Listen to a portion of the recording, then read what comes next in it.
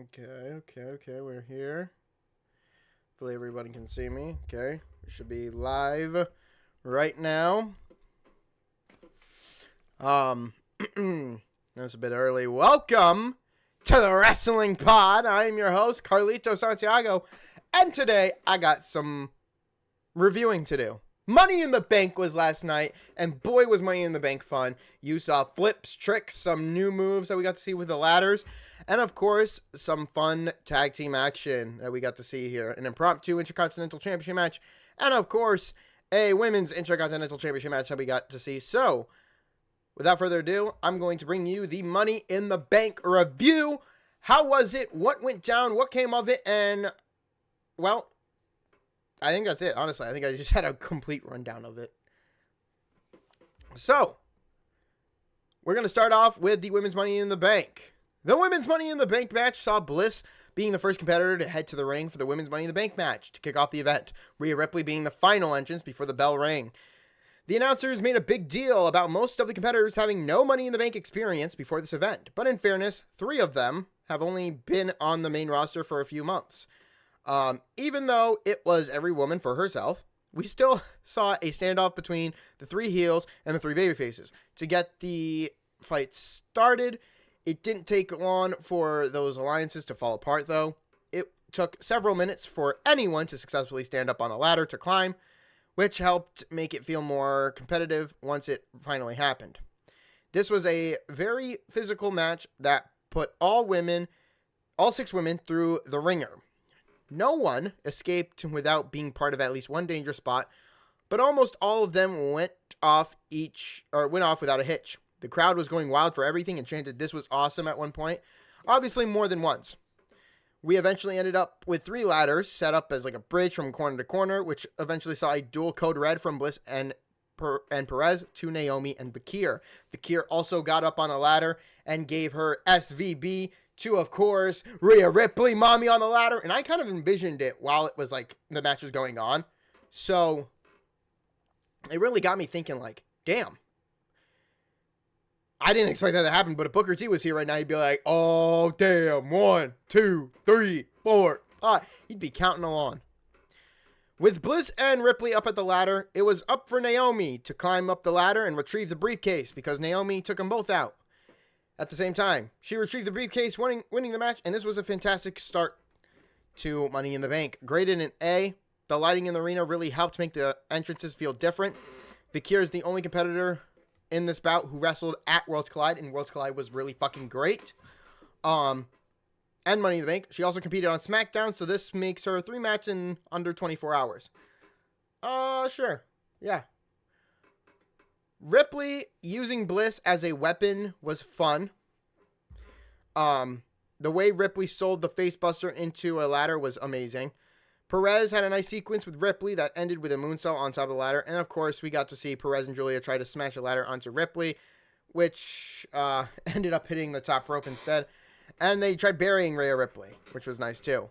I did have a feel that Perez would win, but Naomi was a backup. And I figured, you know, if you got to give it to anybody, give it to Naomi. It's really good to do that.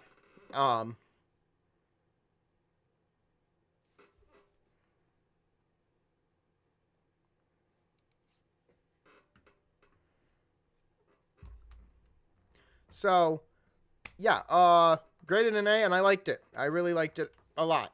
This was a fun opening to have, and I hope to see what Naomi does with the Money in the Bank briefcase. I'm assuming that she will cash in on Tiffany, but EO Sky is always open. I'm not going to I'm not going to close doors in people's faces, but Tiffany would be the route to go. I don't know when Naomi cashes it in. Hopefully when she cashes it in, she wins it. Naomi could also be the first woman to cash in and fail. Every woman that has won the Money in the Bank briefcase has had a successful rate. Naomi being the one to let that fall might be the case, but hopefully she can also bounce back and keep that gag running of having been the briefcase winner to cash in and win. Hopefully we keep that kind of streak going. I don't want Naomi to fail. We moved on to the Men's Intercontinental Championship match. That was an impromptu from, of course, Octagon Jr. If you have not seen my short, I won't leave it in the description, but you guys can go check out my short. I predicted that Dominic Mysterio would win. This all came about at Worlds Collide. after Dominic got into a little verbal argument with Octagon Jr., which led to Dominic shoving Octagon Jr., and then proceeded for Octagon Jr. to take him and start whooping his ass, and then a whole brawl happened. Dominic was so pissed that he just ignorantly put his title on the line and said, "I'll see you at Money in the Bank. I will put this on the line." So, yeah, a late addition to the match, or to the card. Octagon took control early, hit springboard moonsaults to ground Dom at ringside. Liv Morgan watched as Daddy Dom seemed to be in over his head right out the gate.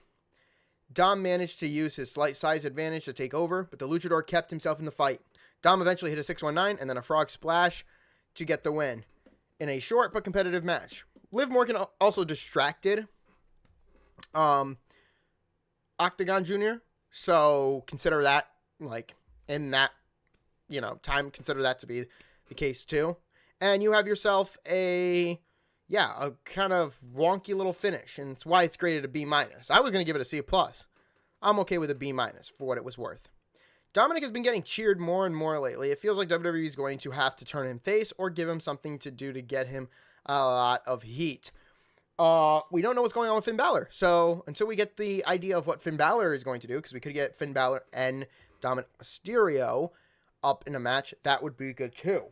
Octagon landed on his side instead of his stomach when he hit a corkscrew splash from the apron. Looked painful for Dom. God damn. Nose is pretty itchy.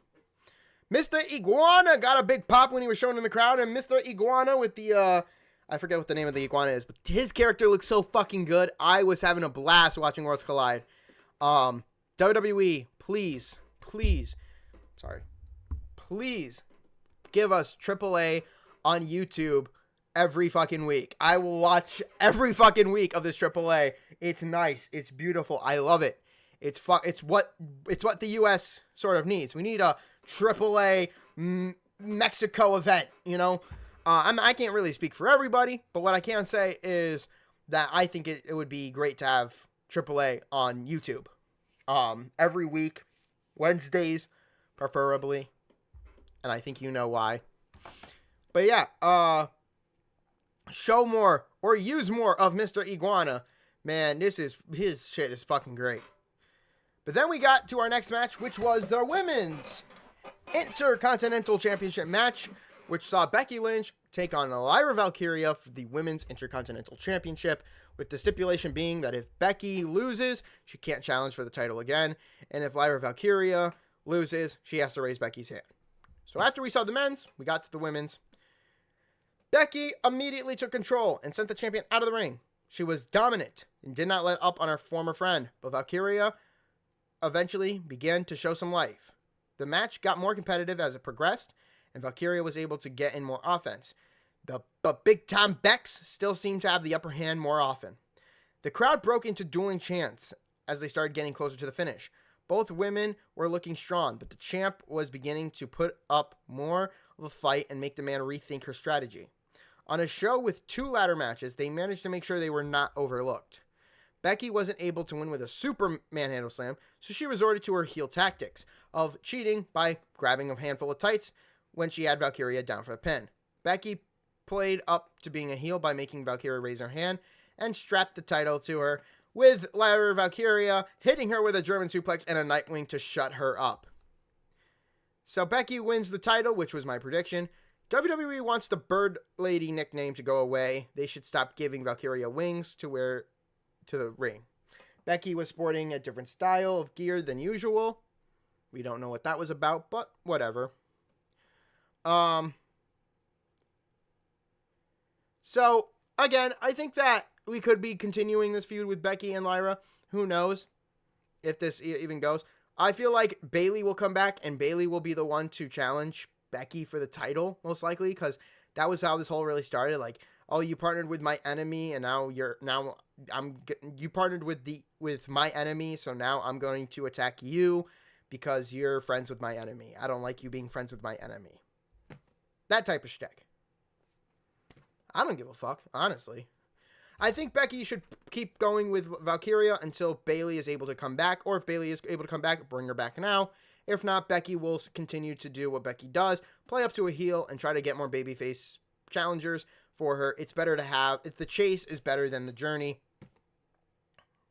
The chase for the title is better than the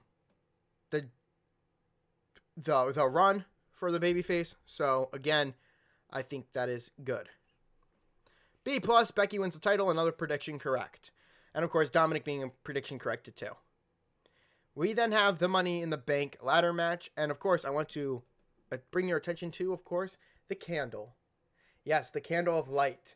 And when this candle of light gets blown out, it's got really nothing to it. I don't know. I just have a candle lit. It smells pretty good. The candle represents Aleister Black. No, who should have been in this. The candle represents Aleister Black that should have been in this fucking match. But, again, LA Knight got in here. So. Seth Rollins was the first man out of the men's Money in the Bank, Knight being the last. Everyone surrounded Rollins, tossing him out of the ring right away. That should have already gave you your first clue. Like, fucking, this guy's gonna fucking win. Solo Sikoa tried to play friendly with Andrade and Penta and Knight. Hey, we're cool, right? We're cool. No. Penta. Yes, Seattle, Metal. And then got super kicked for that. Fucking eat foot. Andrade hit him with a back elbow. And then, of course, Knight was able to just fucking pound on him. Drop kicked him into a ladder, too. Much like the women's bout earlier, this was immediately turned into a hard fighting match, which saw a lot of risk taking by the competitors. The crowd chanted for tables as more ladders started coming into play. It didn't take long for them before people started climbing up ladders in an attempt to win. All 6 guys ended up on ladders together at one point. One tall ladder with Seth and El Grande. One with like LA Knight and Solo, and the other one with like Andrade and who was also in this match? Andrade and Penta. They were also fighting. So we had a lot of people, up on the ladders together. El Grande Americano made a climb from the floor all the way to the top, 3 ladders to almost win, but Knight took him down and ruined his chances of winning. Rollins eventually called out for Breakker and Bronson Reed, who came out to help him, taking out El Grande, taking out fucking LA Knight. Jacob Fatu and JC Mateo showed up, and this was the big man spot I was talking about, guys. This was the big man spot. Now we just gotta have someone jump on top of them. Well, that did not happen. Jacob Fatu and JC Mateo had a standoff with fucking Bronson Reed and Braun Breaker. Braun Breaker took out JC Mateo with a spear through the barricade. Bronson Reed saw this. Then Jacob Fatu lifted up Bronson Reed for a fucking Samoan drop. Then threw him out and fucking suicide dived him like through the announce table, more like at the announce table. Jacob would then help Solo climb up the ladder, only for Fatu to stop Solo, say he hated him before taking Solo out with a super kick, followed by a moonsault. So we already are done with this bloodline shit. Thank fucking God. We are done. Fucking done. So, Jacob Fatu did this because Solo said, all gas, no brains, donezo. Well, now you can expect Jacob to defend that U.S. title, and Solo screwed Jacob out of it. So that means somebody's taking the title from Jacob now. And what? He won this in April. So if he can get past, he'll have already held the title for like 2 months. Yep, he's already held the title for a month. So if he defends it at Night of Champions, if Jacob defends the title at Night of Champions, he'll have already surpassed 2 months. Honestly, I'm okay with that. SummerSlam would have to mark, like July would mark 3 months. July would have to mark 3 months, but I don't think they're going to wait that long for that to happen. Because they want to build up shit. They're building up shit fast now. So I think Fatu loses the title because of Solo, still sticking with that. But Fatu's no longer with Solo, so it's now JC Mateo and Solo. And then once that's done, that's done. Or the Tongans come back. Or Tungaloa and Tama Tonga come back, and Jeff Cobb's the new big guy. Whatever. This match was overbooked, but in a way that helps about like this be more entertaining. For once, interference actually added to the story, instead of feeling like a crutch to keep a feud going. After preventing Knight from winning, Rollins climbed up and retrieved the briefcase to claim victory. This was graded an A-, with the crowd booing Kourtney Kardashian and Travis Baker. Fuck you! You do not boo my man Travis Baker, okay? You don't, or Barker. You don't fucking boo the drummer of Blink-182. If you hate Blink-182, just say you hate Blink-182. I understand Kardashian. She's a fucking Kardashian. But still. Now, I love how McAfee and Barrett are trying to pretend like Americano's not Gable. They even brought up the Wikipedia. And Michael Cole's right. Michael Cole is fucking right. I'll take the moment to do this. Michael Cole is fucking right. El Grande is right there. El Grande is Chad Gable. El Grande there is no Wikipedia for him. There is no Wikipedia for him. Look. Check this out. Or maybe there is. Yeah, El Grande Americano. El Grande Americano. The Gulf of Mexico. See what I'm talking about? See what I'm talking about? This is what I'm really talking about. It's Chad Gable. Stop lying to us. Quit. And then Pat McAfee hit him with like, yo, so Money in the Bank, so Wikipedia, edit, right? It's not like that shit can be edited, right? It's not like people can edit the page. People can edit the page, yes. But like still, it's so fucking hilarious how they were debating. Like, if you go to Wikipedia, yeah, Cole, but someone could obviously change it up. Duh. Fucking love this. Props to Rollins for helping the ladder with Americano on it, keeping his balance. There was that cool spot. If anybody didn't catch that, LA Knight kind of like launched El Grande up the ladder that was leaning up against the post. Then Rollins was on the floor holding the ladder just so like it when he tips it, boom, it falls. El Grande's up there fighting Penta. That was a good spot. That was a great spot to do. I thought that was nice. The entrance for El Grande for Americano was creative, even if this gimmick is bad. Well, yeah, of course. Let me speak on what I think is going to happen with Rollins' briefcase. There is option A or option B, and there's always a plan B. So, WWE looks to do this with Rollins. WWE will either look to have Seth Rollins cash in on Raw. This is option A. Rollins cashes in on Raw after Uso defeats Gunther, and Seth Rollins becomes your new World Heavyweight Champion, preserving the fact that this is his future and this is now. Seth Rollins could also tease a cash in, but not actually do it, which also gets me thinking that might happen. Now, again, Rollins cashing in would mean that he'd be world champion. He'd cash in less than 24 hours, and he would win. He'd win the world championship, and he'd be champion. That's option A.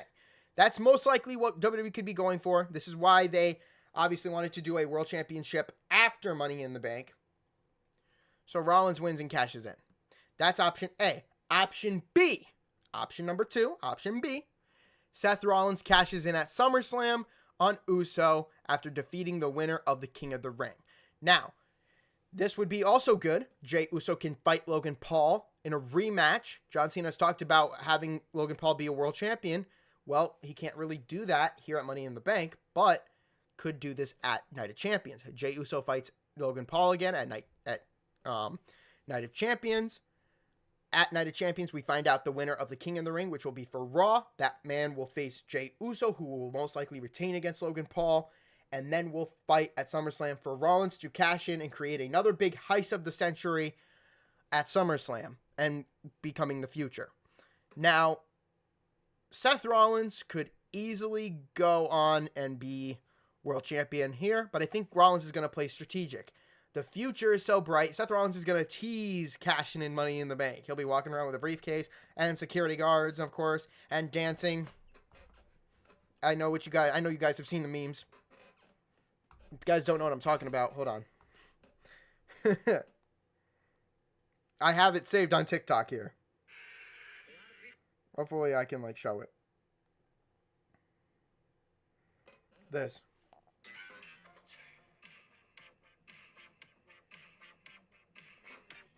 Maybe you guys can't really see it, but yeah. I know. Hopefully I don't get copyright. No, but I know that that's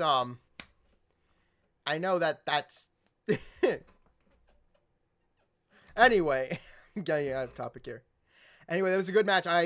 Congrats to Rollins, A-. Yeah, even if it was overbooked. John Cena, Logan Paul versus Jey Uso and Cody. This match was so fucking great. Honestly, I can't wait to tell you the ending. The final match of the night, the big tag team match, Cena and Paul, Uso and Rhodes. After what felt like too long for everyone to make their entrance, Rhodes and Cena were the first two men to lock up. Cena quickly tagged out to Paul, because he's a pussy, after the first takedown from Rhodes, which seemed uncharacteristic even for this heel version. The first half of the match was slow and methodical. The crowd seemed to be having a good time, but it felt like the competitors were intentionally holding back so they could amp things up later. The heels had the upper hand for most of the match, while Uso took most of the damage. Eventually, Paul and Cena started having issues. As they argued, Jey made the hot, fresh tag to Cody. This argument really goes about to the egos of Paul and the egos of Cena. If you look at the ego of Paul and Cena, fucking Logan Paul, yeah, I'm just Logan Paul and whatever, man. Cena's like, dude, I'm trying to get this shit done. All right? Like, I don't give a fuck. I don't care. Cena is a careless champion. Remember that. Cena does not give a fuck about anything else. Logan Paul's just like, hey, you want to do whatever you want to do. Logan Paul has some part of care in him. Cena has no care at all. That's the argument they're really having. Paul hit a splash on Cena by accident when Rhodes avoided the impact, but nobody was able to capitalize on it. All four men were down at the ring at the same time. At one point in the match, Cody Rhodes went for a suplex to Paul, who had a camera in his hand, did the fucking suplex, only for Uso to splash on top of him and get a 2 count, which I thought was beautiful. That was fucking nice. And they switched the camera shot to Logan Paul holding the camera. Like, watch this, guys. Going viral here. Suplex. Uso splash. Camera drops. I'm telling you, that was great. Logan Paul then hit a moonsault on Uso through the announce table, but took himself out in the process, leaving Cena and Rhodes in the ring alone. The referee was distracted, focusing on the injuries to Paul and, of course, Uso, who were taken out. Cena used the title belt and hit Rhodes with the championship, only for somebody dressed in black, a fan. Oh my god, a fan? No fucking way. A fan went in there and attacked Cena. Took him out. Only for him to reveal himself as, of course, Ron Cena, a.k.a. Ron Killings, a.k.a. our Trizzle, our Truth baby, that's right. What's up? If you feel me, say what's up, what's up, what's up, what's up, what's up. Now that's what's up. The truth sets you free. Anything can happen in this world, baby.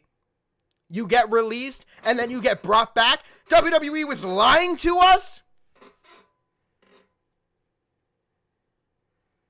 I'm glad I have a beard so I can do this. But no, fucking, the crowd went wild for him, and Rhodes was able to hit his finisher and win the match in the process. This bout started off slow, but it picked it up in the half and ended up being better than expected, especially with the cameo at the end of R-Truth coming back and Triple H revealing, like, you know, did you enjoy the show? Well, yeah, this was a part of the show. R-Truth coming back. All right, we lied and said, and it almost made it was pretty too good. It was too good to fucking, it felt too good to be true. Too good to be true. Rhodes and Uso won, with Rhodes pinning Cena. Now this means that Cena and Rhodes Part 2 could be happening shortly or later than expected. We could be seeing, of course, Rhodes and Cena at Night of Champions, or we could be seeing Cena and Rhodes at fucking SummerSlam, which makes sense considering that we most likely will get a Cena and Rhodes, but nowhere for the King of the Ring to be involved. If Rollins does cash in and win against Uso on Monday night, we could also see a babyface winner of the King of the Ring. And then for the Queen of the Ring, I have no clue. Probably maybe something for Io. could be something for SmackDown. We don't know. Some of the drone shots W used looked way better than the others. The quality of the cameras varies wildly because they're not really up to standard, but the drones idea is nice. I love the drones. Graded a B+, and I agree. But what was the final verdict for this show? Saturday night's main event, Money in the Bank, PLE. I shouldn't say Saturday night main event. That is something else. Way back. Saturday's Money in the Bank PLE ended up delivering some fun action and a few surprises along the way. But the thing everyone is going to be talking about is the return of R-Truth, which they are excited about. Everybody got fooled. Everybody got played, including myself. Everybody was pissed. Now everybody's happy. Whether this was all planned all along, it was planned all along. Or a response to the fans being upset that he was released remains to be seen. If he was actually released and then they brought him back knowing the fans, this is the complete difference between Triple H and Vince McMahon. The complete difference. Vince McMahon would say, "See ya, pack your bags, get the fuck out of here," but then would bring them back later once they found their path. Triple H heard the fans. Vince wouldn't have cared. Vince wouldn't have done anything to bring back people. I do agree Vince cared about his talent, but to say that he cared about the fans, I don't think he cared about the fans. He didn't give a fuck about the fans. He did care about his talent. Triple H cares about the talent. Triple H cares about the fans.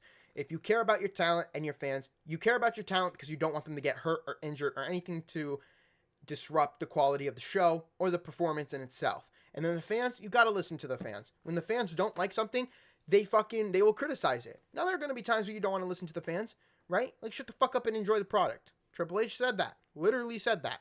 Shut the fuck up, enjoy the product. For me personally, no, I'm not going to shut the fuck up and just enjoy the product. I'm going to critique it the way that any critic would. I'm going to look at the performance. I'm going to look at the fucking card. I'm going to look up and down, up, bottom, fucking wherever the fuck I can look. And I'm going to tell you what I think. If you don't like opinions, well, then maybe you shouldn't be telling people to just enjoy the show. If you're not ready to handle the criticism, don't do it. So, as for the matches, the two Money in the Bank bouts stole the show, like usual. The men's match had a lot of more memorable moments, but the women's outshined them bell to bell. And I said this. I think the women's Money in the Bank looks better than the men's. It does. It fucking does. Naomi and Rollins were the two most logical winners, yes. And the stories they told in their matches helped make their win feel justified, even if the Visionary had relied on some outside help. You fucking dick. You pussy. All in all, this was an entertaining few hours of WWE action after Worlds Collide earlier in the day, which was good too. This was graded a B+, and I agree. This was a great show to see. I can't wait for Night of Champions. I already have the stream set up for you guys, so you guys know what's going to happen. So, of course, predictions for Night of Champions will be in about 2 weeks. So will the review will be in 3 weeks. So you guys are good. You guys know where it's going on. I will be on vacation from the 16th to the 20th. So the 17th edition of Monday Night, the review of Raw, and of course the 21st edition of SmackDown. Mainly the 17th. The 17th, Tuesday, the 17th of June, will be an early bird special for all of you. Monday Night Raw will be, I don't know where Monday Night Raw will be, but I do know that the 17th of June will be an early bird special for you guys on Monday night. It will be, I think it will be 11:30. I think 11:30 is when I will do the review for Monday Night Raw. But other than that, Money in the Bank was really good. A really successful Money in the Bank. I cannot wait for Night of Champions. It will be fantastic. But that has been the Money in the Bank review. If you guys can do me a big favor, please hit that subscribe button, drop a like, comment down below, and turn on those post notifications so you never miss a stream or video from me or Lewis as we are gearing up to have him move in and be a part of the show 100%. Next month, I got some announcements here. Next month, should actually make this full screen so I can tell you guys. Okay. Next month,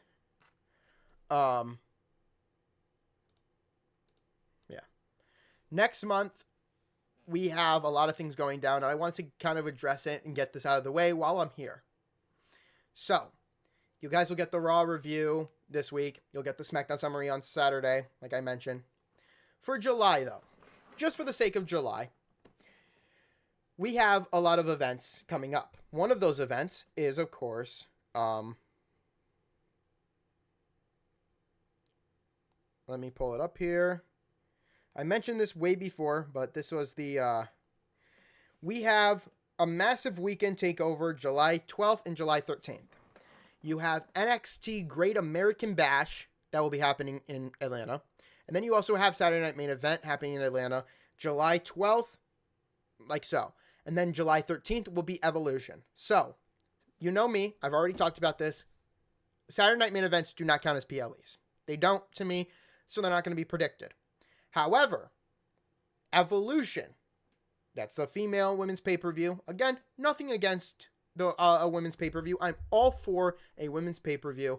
I think it is well-deserved. I think we have great talent in the women's department, and WWE tends to focus a lot and heavy on the women's division, especially over the years of them being overshadowed and given less time to wrestle. I think Evolution this year will be very different under Triple H, and it will give them a voice, and it will give them a fucking platform to show off their talented, or show off how talented they really are.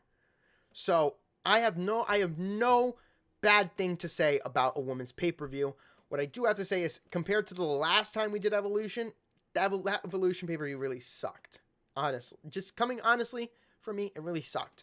Again, nothing against a women's pay-per-view. The fact that WWE just didn't know how to do one back then, it kind of hits me now hard to think like they're going to probably fuck it up again. I don't want to see that be a fuck up again. I want to see something fresh and new, and I think this is something that Triple H wanted to wait to do, so I'm glad that he's doing it now. That is technically a pay-per-view. So, you will be getting a prediction video for Evolution, and they said that will be the 10th of July. That will be the 10th of July. I will set it up 2 weeks. I'll set it up during the predictions for Night of Champions. I will be setting up the predictions for Evolution on the 3rd of July. Or, sorry, the 10th. The 10th of July will be the predictions. And then you guys will get the review of Evolution. Hopefully it's not at like 8. Hopefully like it's an afternoon thing. Probably not. You guys will get the review of Evolution the Monday, and then you'll get a big stream. It's a big stream weekend there. I might take half a day to do that. Who knows? Anyway, a lot of big news coming out there. July, they've got plans. And then, of course, you got SummerSlam. The SummerSlam streams will be set up a month before it happens. And yes, we will be having a watch-along again. I don't know if I made that announcement, but I'm making it here. You will be getting a SummerSlam stream 2 nights, and I will be on vacation. That's the best thing. I will be on vacation that week. So I will be here doing the video for the review. I'll be here for the Raw review. I'll be here for the SmackDown review. I'll be here for all the reviews that you want. So, yes, we will be setting up SummerSlam streams, predictions, all of that. I will be setting it up completely for you guys within a month. So, look out for July 2nd and July 3rd will be the setups for the SummerSlam watch-alongs. But, yeah, until then, I will see you guys on Tuesday for the Raw review. Thank you guys so much, and I will see you guys. Peace!